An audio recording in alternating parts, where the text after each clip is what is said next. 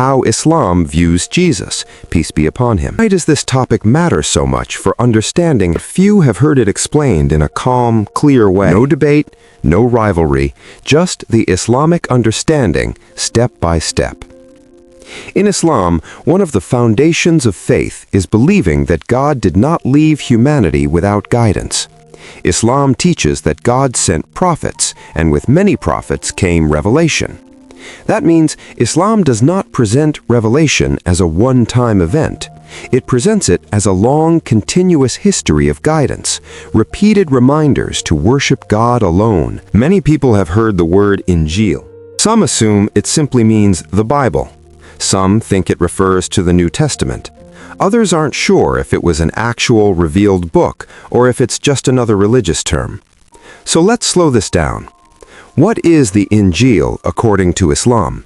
Who received it? What was its purpose? With moral responsibility and prepare for accountability beyond this life.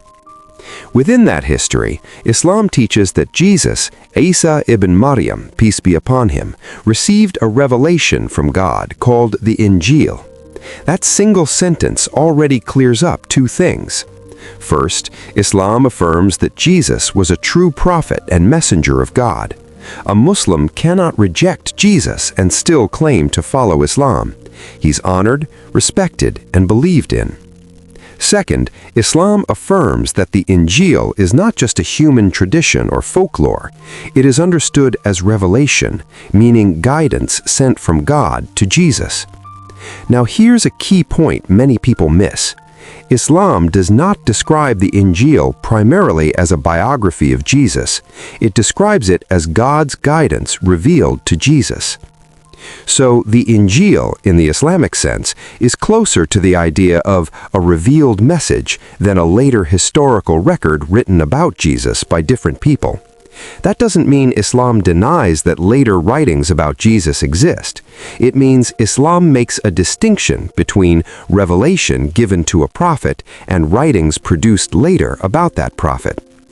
This distinction is very important because it changes the entire conversation. It moves the question from which book is right to what does Islam mean by revelation. In Islam, revelation is not merely a wise teacher speaking. It is guidance from God, delivered to prophets in a way God chooses. The Qur'an describes itself as revelation to Muhammad, peace be upon him. In the same broad framework, it also speaks of earlier revelations, including the Tawrat and the Injil. So when Muslims say Injil, they are referring to what God revealed to Jesus, the original divine message. Now, what did the Injil contain? Here's where we stay careful and truthful.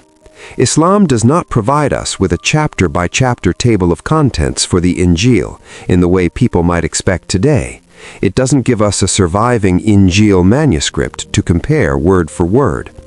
Instead, Islam gives us a theological understanding of what revelation does and what prophets consistently taught.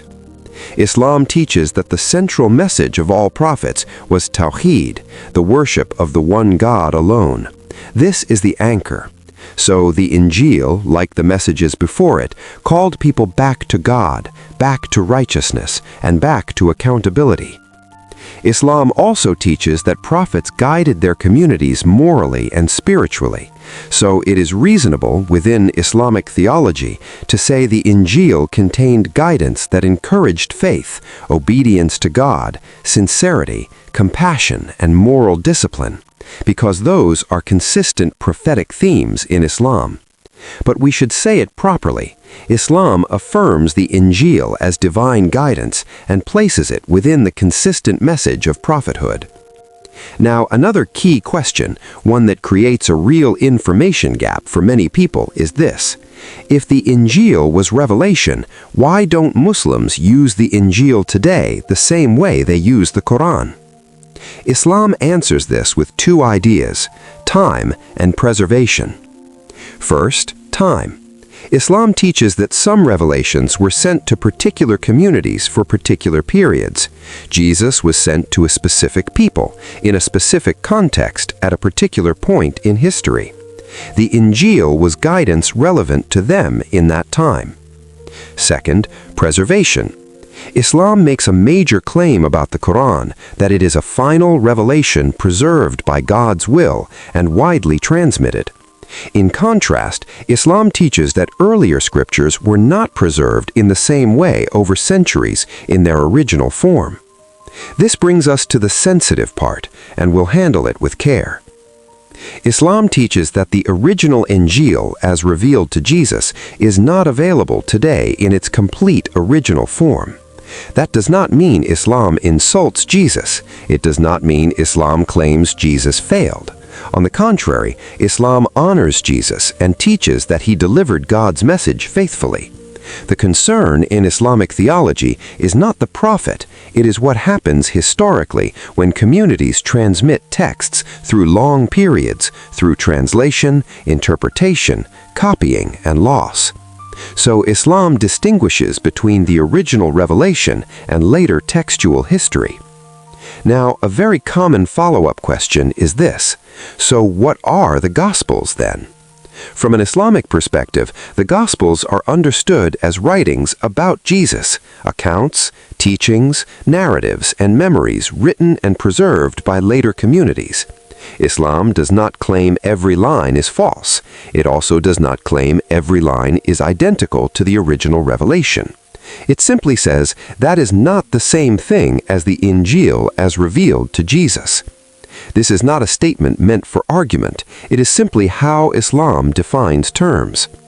And here is something important for your viewers, especially those who feel overwhelmed by religious debates.